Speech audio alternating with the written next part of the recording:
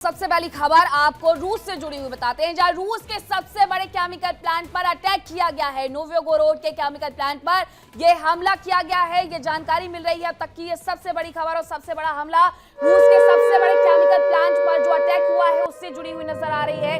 Chemical plant पर attack किया गया, कहां पर यह अटैक किया गया है?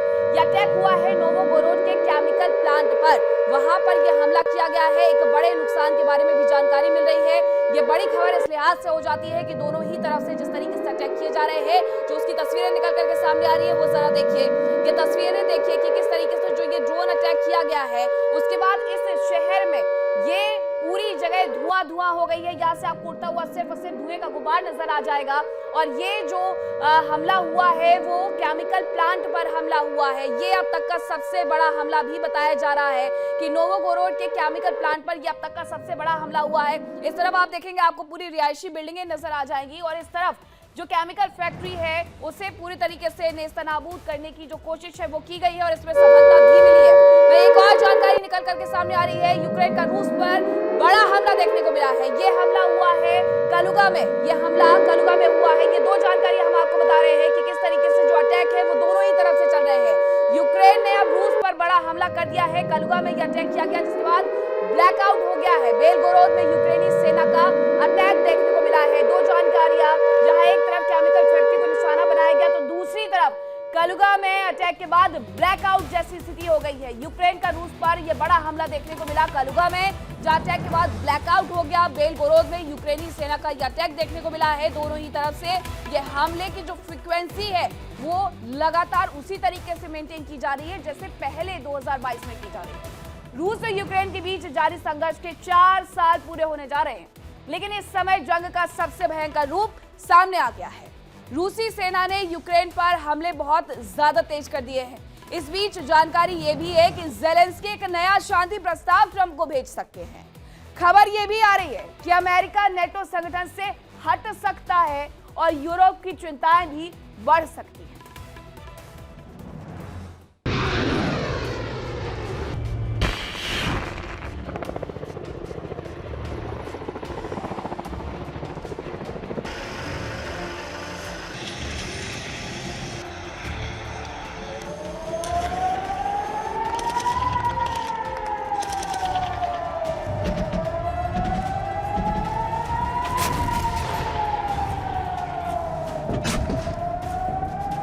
रूस करेगा यूक्रेन का संपूर्ण विनाश।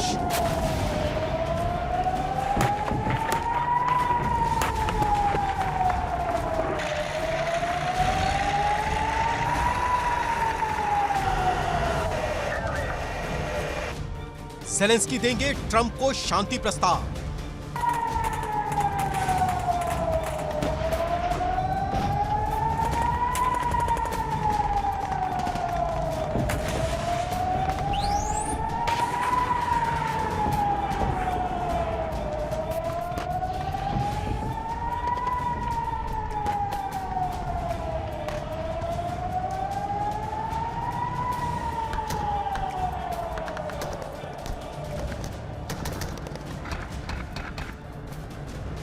नेटो से दूर हो रहा अमेरिका।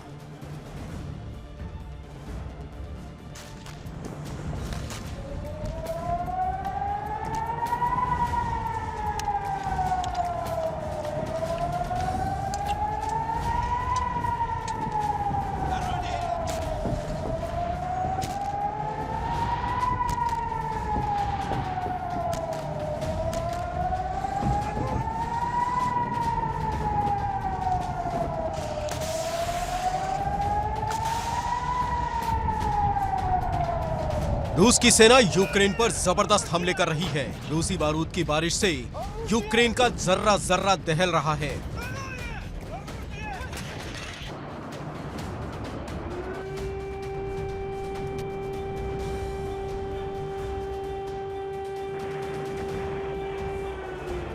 जिन मैदानों में कभी बच्चों के खेलने की आवाजें गूंजती थी, आज ब्लास्ट की आवाज से दहल रहे हैं।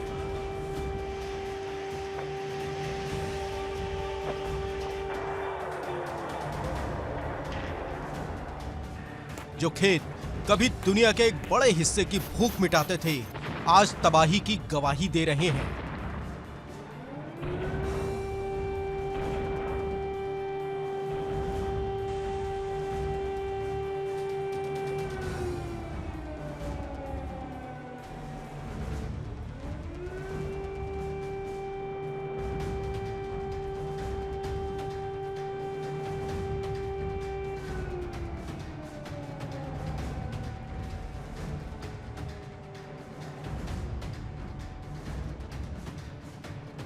रूस की सेना यूक्रेन के एक के बाद एक हिस्से पर कब्जा करती जा रही है।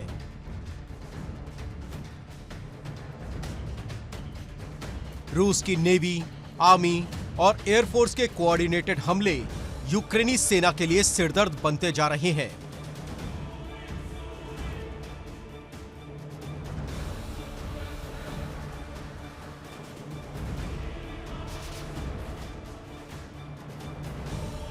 यूक्रेन के कई इलाकों में ज़ेलेंस्की के जवान परेशान हैं।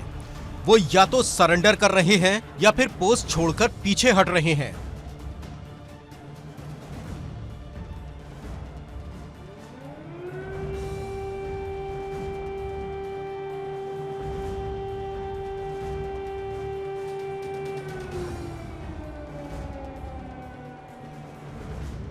खबरों के मुताबिक रूसी सेना ने ओडिशा में भीषण हमले किए।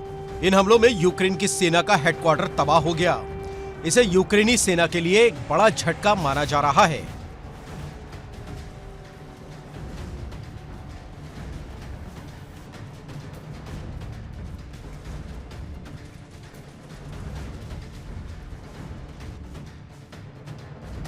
इसके अलावा रूसी सेना ने सूमी में भी जबरदस्त अटैक किया। इस अटैक में ड्रोन सेंटर बर्बाद हो गया।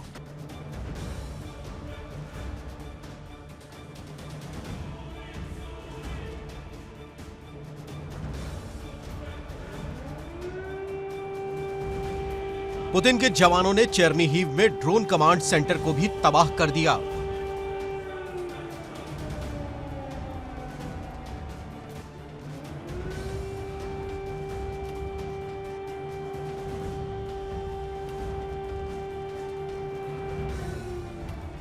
पुतिन की सेना अब तक यूक्रेन के करीब 20% हिस्से पर अपना झंडा लहरा चुकी है। पुतिन के जवानों ने डोनेस्क में एक कदम आगे बढ़ाते हुए एक गांव पर कब्जा कर लिया, जबकि ज़ैपोरिज़िया के भी एक इलाके पर अपना कब्जा जमा लिया।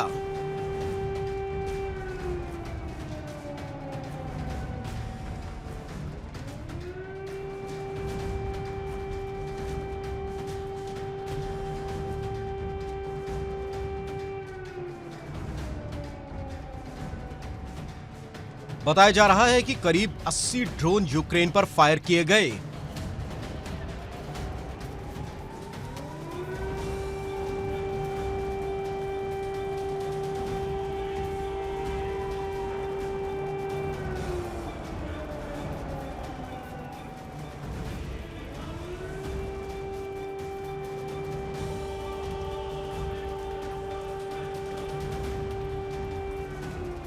हालांकि यूक्रेनी एयर डिफेंस सिस्टम ने 50 ड्रोनों को तबाह कर दिया, जबकि 30 ड्रोन अपने लक्ष्य को हासिल करने में सफल रहे।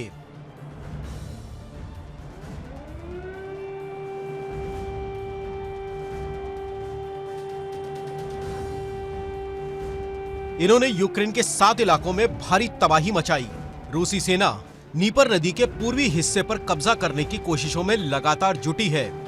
इनमें चेर्निहिव, सूमी, पोल्तावा, खार्किव, डोनेस्क, ज़ैपोरिज़िया शामिल हैं।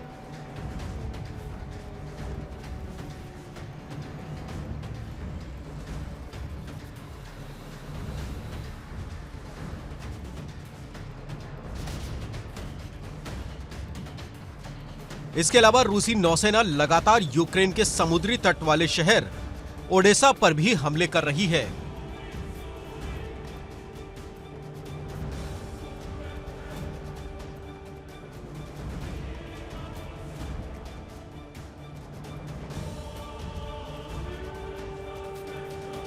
रूस की रणनीति है कि ओडेसा और आसपास के इलाकों पर कब्जा करके यूक्रेन को एक लैंडलॉक देश बना दिया जाए, ताकि वो समुद्र के जरिए व्यापार के लिए दूसरे देशों पर निर्भर हो जाए।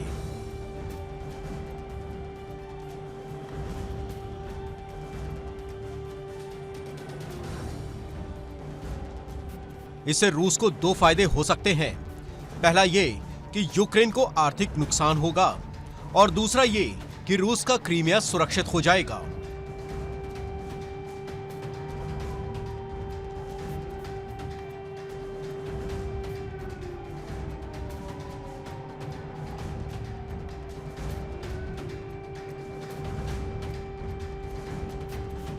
रूसी सेना के हमलों को देखकर ऐसा लग रहा है जैसे पुतिन ने उन्हें खुली छूट दे रखी हो।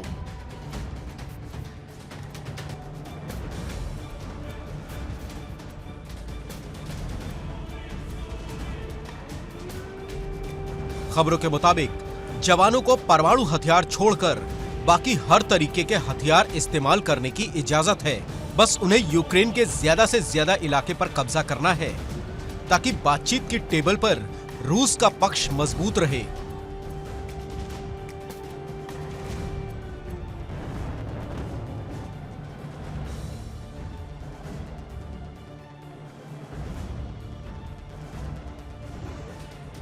इस बीच खबर है कि ज़ेलेंस्की का एक ऑडियो लीक हो रहा है जिसमें उन्होंने मान लिया कि यूक्रेन में फिलहाल इतना दम नहीं है कि वो क्रीमिया को रूस से वापस ले सके।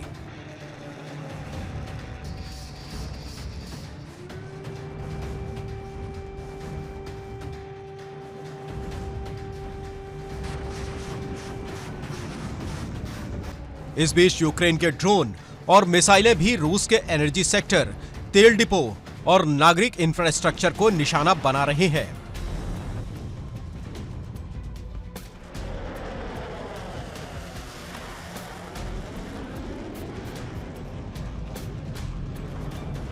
इस बीच एक बड़ी घटना हुई। रूस के सेंट पीटर्सबर्ग के एक बाजार में आग लग गई जिसमें एक शख्स की मौत हो गई। इस घटना में इमारत लगभग पूरी तरह नष्ट हो गई। हालांकि मामले की जांच चल रही है, लेकिन यह बड़ा सवाल है कि कहीं ये आग यूक्रेन के हमलों की वजह से तो नहीं लगी।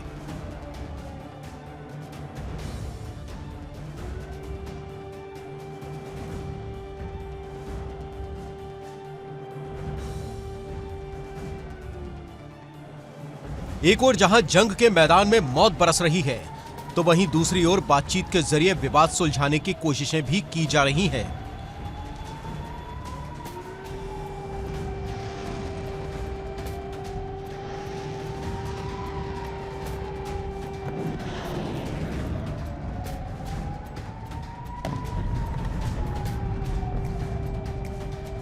बताया जा रहा है कि यूक्रेन जल्द ही अमेरिका को एक शांति प्रस्ताव भेजेगा। दरअसल ट्रंप का शांति प्रस्ताव ज़ेलेंस्की को पसंद नहीं आया। ज़ेलेंस्की यूक्रेन की जमीन रूस को देने के पक्ष में नहीं है और अब कीव एक नया शांति प्रस्ताव तैयार कर रहा है।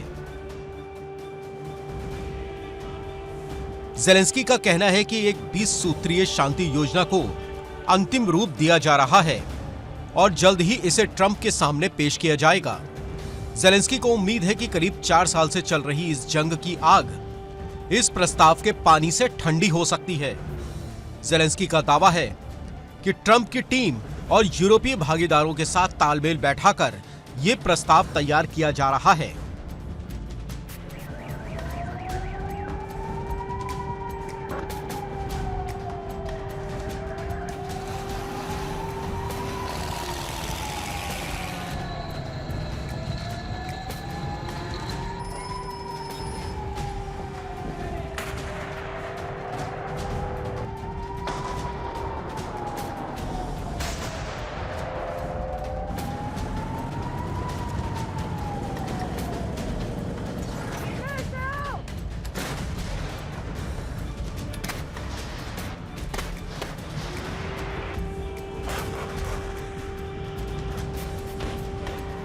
उधर खबर है कि ट्रंप नेटो देशों से नाराज है और यही वजह है कि अब अमेरिका नेटो से हट सकता है। अमेरिकी कांग्रेस में एक प्रस्ताव पेश किया गया जिसमें कहा गया कि अब नेटो का मूल उद्देश्य खत्म हो चुका है। ऐसे में संगठन से जुड़े रहना बेकार है। ट्रंप नेटो से हटने जा रहे हैं क्योंकि उनका मानना है कि नेटो अमेरिका के हितों की रक्षा नहीं कर पा रहा है। नेटो का पूर्व की ओर विस्तार ही तनाव की वजह बन रहा है। नेटो अब विश्वसनीय संगठन नहीं रह गया है। नेटो की स्थापना पूर्व सोवियत संघ के खतरे से निपटने के लिए की गई थी। अब सोवियत संघ ही नहीं है। ऐसे में नेटो का मूल उद्देश्य ही खत्म हो चुका है। दरअसल ट्रंप नेटो के रक्षा बजट पर होने वाले भारी भरकम खर्च को अमेरिकी लोगों पर नहीं डालना चाह रहे हैं। हालांकि इसके पीछे की एक बड़ी वजह है कि ट्रंप मान रहे हैं कि अमेरिका के पैसों से अपनी हिफाजत करने वाले नेटो देश अब यूक्रेन के शांति समझौता मानने की राह में सबसे बड़ा रोड़ा बने हुए हैं।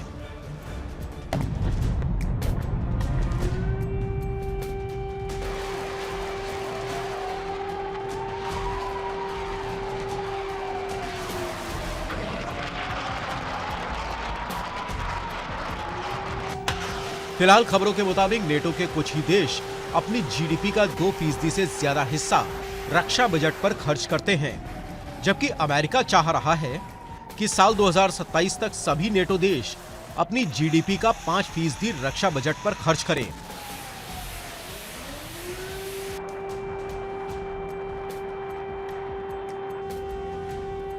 जाहिर है कि अमेरिका के इस कदम से नेटो के टूटने की आहट सुनाई पड़ रही है और बिना अमेरिका के नेटो का अस्तित्व ही नहीं बच सकता।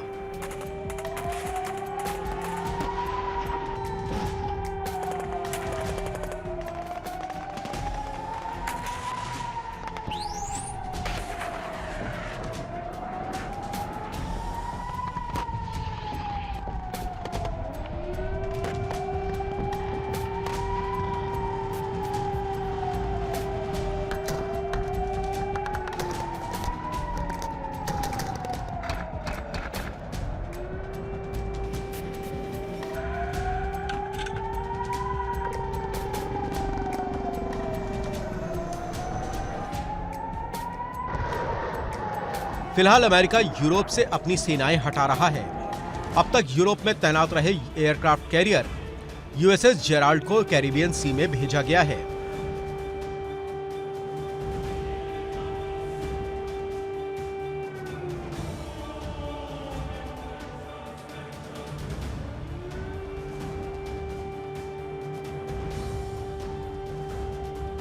इसके अलावा बाल्टिक देशों एस्टोनिया, लातविया, लिथुआनिया में मौजूद 101वीं एयरबोर्न डिवीजन की इन्फेंट्री ब्रिगेड कॉम्बैट टीम को भी वापस बुला लिया गया है। इस ब्रिगेड में 3000 सैनिक बाल्टिक देशों में तैनात थे। हालांकि नेटो को अमेरिका के इस कदम की आशंका पहले से ही थी। शायद यही वजह है कि उन्होंने अब अपनी सुरक्षा का इंतजाम करना खुद ही शुरू कर दिया है।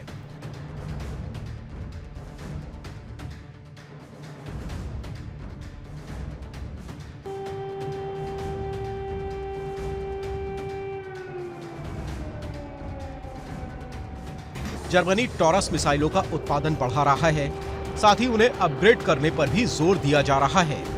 माना जा रहा है कि अपग्रेडेशन के बाद इनकी मारक क्षमता 1000 किलोमीटर हो सकती है। इसके अलावा फिनलैंड में एंटी ड्रोन जैमर लगाने की तैयारी की जा रही है।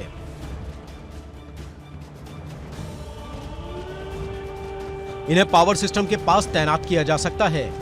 इनके लगने से ड्रोन का ऑपरेटर से संपर्क कट जाएगा और वो अपने टारगेट को हिट नहीं कर पाएंगे।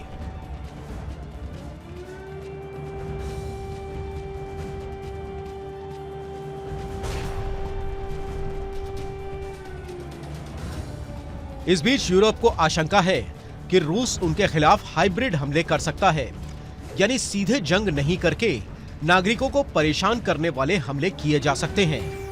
इनमें ट्रेनों को पटरी से उतारना, बांधों के गेट खोलकर बाढ़ जैसे हालात पैदा करना। उधर बेलारूस में परमाणु हथियारों से लैस और एशनिक मिसाइलों की तैनाती से भी यूरोप में तनाव है। फिलहाल इस जंग का सबसे खूंखार चेहरा सामने आ रहा है। बातचीत की कोशिशें भी जारी हैं, लेकिन ये कितनी कामयाब होंगी ये तो वक्त ही बताएगा। इस बीच आम लोग परेशान हैं और उनकी सुनने वाला कोई नहीं।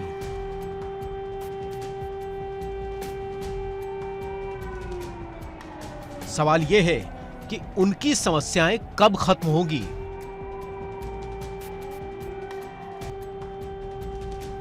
Bureau report, India daily.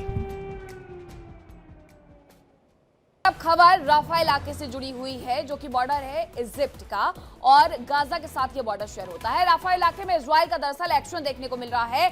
Hamas की सुरंग की जानकारी मिली है। 10 किलोमीटर लंबी सुरंग में 80 कब्रें मौजूद है। सुरंगों का जो जाल है वो गाजा में फैला हुआ है। ऐसे में राफा इलाके के बारे में ये सूचना है कि हमास की सुरंगों के बारे में जो जानकारी मिली है वो ये कहती है 10 किलोमीटर लंबी सुरंग बनाई गई है। 80 कमरे भी वहां पर मौजूद है। एक पूरा का पूरा जो वीडियो है वो आईडीएफ की तरफ से दरअसल ये बनाया भी गया था, जिसमें ये दिखाया गया था कि किस तरीके से वहां पर सुरंगों का जो जाल है वो गाजा में बिछा दिया गया है और इन्हीं सुरंगों को एक्सेस करके जो हमास के आतंकी है वो आतंकी गतिविधियों को पूरी तरीके से एक्सेस करते हैं, वहीं से संचालित करते हैं। अब ऐसे में एक जानकारी और मिली है कि 10 किलोमीटर तक जो लंबी सुरंग है राफा बॉर्डर पर, जो कि इजिप्ट के साथ लगता है बॉर्डर, वहां पर 10 किलोमीटर लंबी सुरंग में 80 कमरे हमास की तरफ से बनाए गए हैं।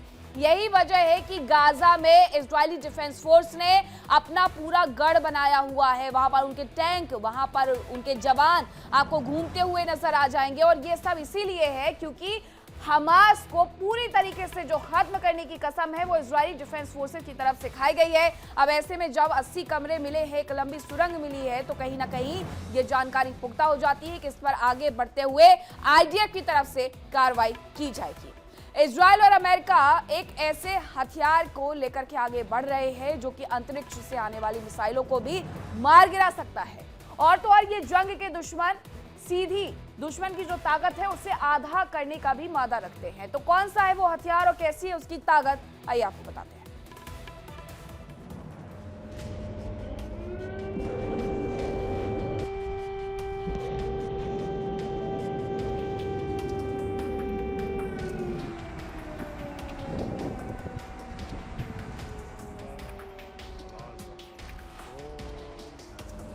यूएस इजराइल का नया हथियार।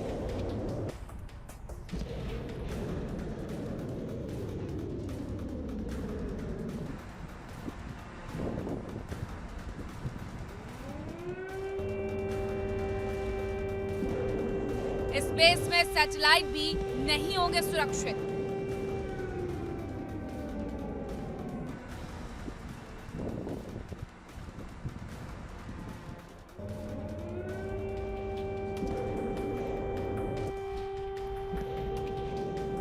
ईरान के ड्रोन भी होंगे नाकाम।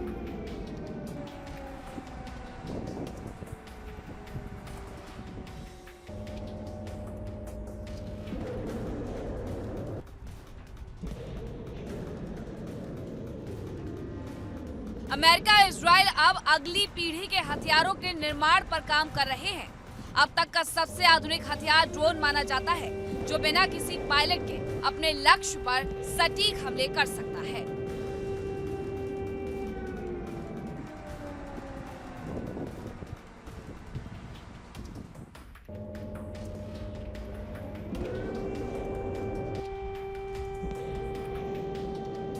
ड्रोन्स के इस्तेमाल से किसी पायलट को खोने का खतरा भी नहीं रहता है और ये फाइटर एयरक्राफ्ट के बराबर महंगा भी नहीं होता।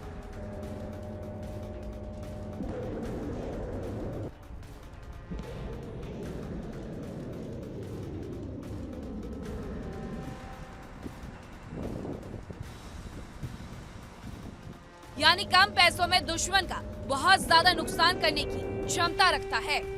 लेकिन अब अमेरिका और इजराइल ने एक कदम आगे बढ़ाते हुए ऐसा हथियार विकसित किया है जो स्पेस में मौजूद दुश्मन के सैटेलाइट्स का भी शिकार कर सकता है। यानी ड्रोन को कंट्रोल करने वाली ताकत ही खत्म हो जाएगी।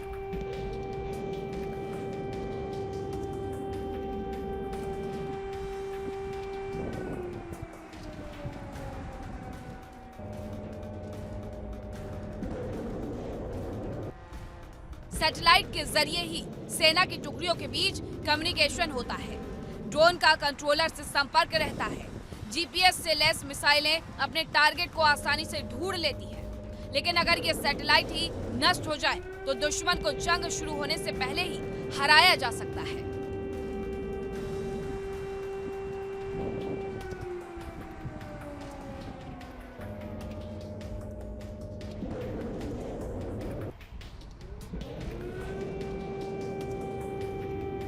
अमेरिका और इजराइल का नया हथियार एरो 3 एयर डिफेंस सिस्टम बेहद खतरनाक है। हिट टू किल टेक्निक पर काम करने वाला ये एयर डिफेंस सिस्टम से दागी गई मिसाइल पृथ्वी से करीब 100 किलोमीटर ऊपर दुश्मन की बैलिस्टिक मिसाइलों को नष्ट कर सकती है, जबकि 2400 किलोमीटर तक की मारक क्षमता और हाइपरसोनिक गति वाला यह सिस्टम एंटी सैटेलाइट हथियार के रूप में भी काम कर सकता है।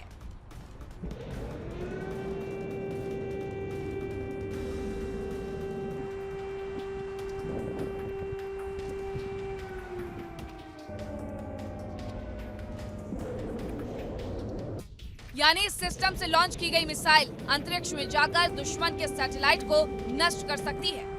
इसके अलावा ये महाविनाशक हथियारों से लैस बैलिस्टिक मिसाइलों को भी बीच रास्ते में ही नष्ट कर सकता है।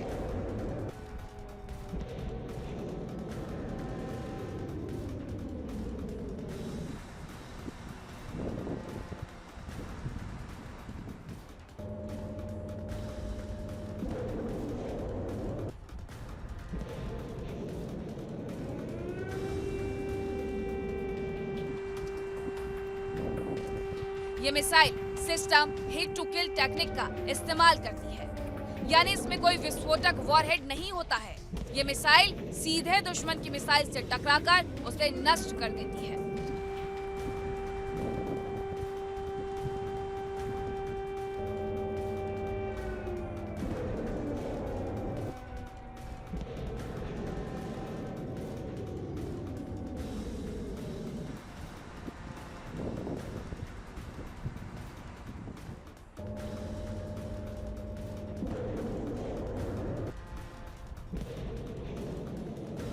इस सिस्टम से दागी गई मिसाइलों की रफ्तार आवाज की गति से करीब 5 गुना होती है।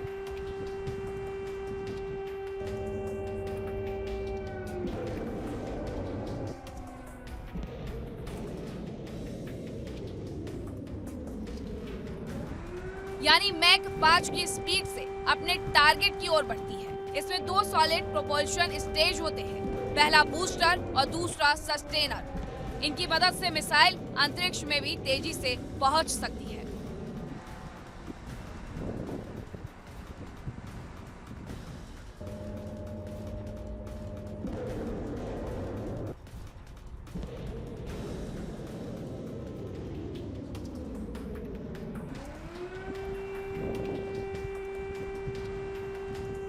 हालांकि इतनी खूबियां होने के बावजूद इनमें कुछ कमियां भी हैं। सबसे बड़ी कमी है कि इसकी कीमत बहुत ज्यादा है। अगर दुश्मन कम कीमत की मिसाइलें दागता है तो उन्हें इंटरसेप्ट करने के लिए इस सिस्टम से काफी महंगी मिसाइलें दागनी होंगी।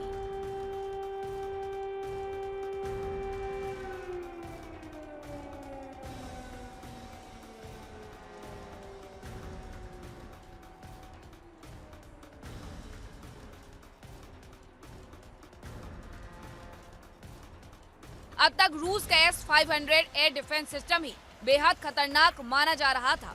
इस 500 एयर डिफेंस सिस्टम की मिसाइलें ही लगभग अंतरिक्ष में जाकर दुश्मनों की मिसाइलों को नष्ट कर सकती थी।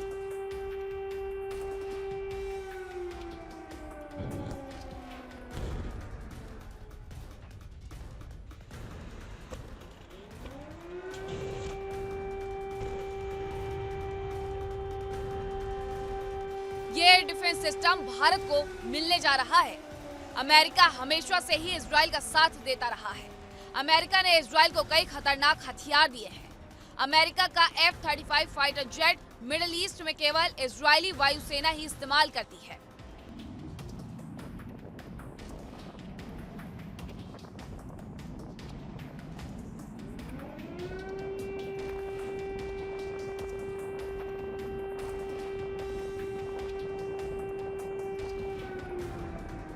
हालांकि अमेरिका ने सऊदी अरब को F-35 देने की डील की है, लेकिन खबर है कि ये विमान उतने उन्नत नहीं होंगे जितने इजराइल को दिए गए विमान हैं।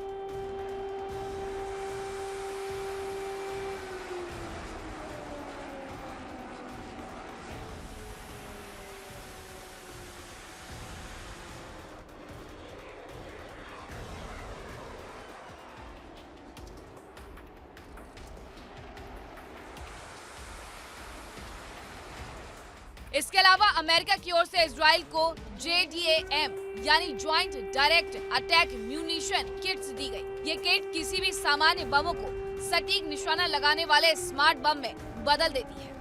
ये तकनीक अमेरिका की बोइंग कंपनी ने विकसित की है।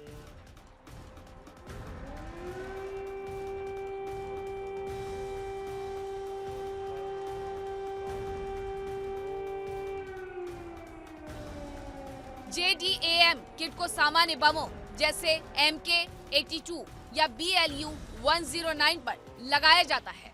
इसमें GPS और इनर्शियल नेविगेशन सिस्टम यानी INS होता है, जो बम को सटीक निशाने तक पहुंचाता है।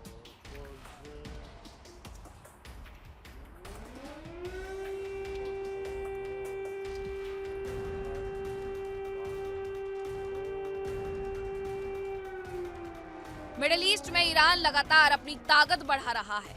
उसके ड्रोन काफी ताकतवर माने जा रहे हैं, लेकिन अगर इजराइल और अमेरिका का arrow 3 missile defence system Iran के सैटेलाइट्स को ही निशाना बनाता है, तो यकीनन उसके कम्युनिकेशन सिस्टम को भारी नुकसान पहुंच सकता है और इसके माध्यम से ड्रोन के साथ ही मिसाइल सिस्टम भी ठप पड़ सकते हैं।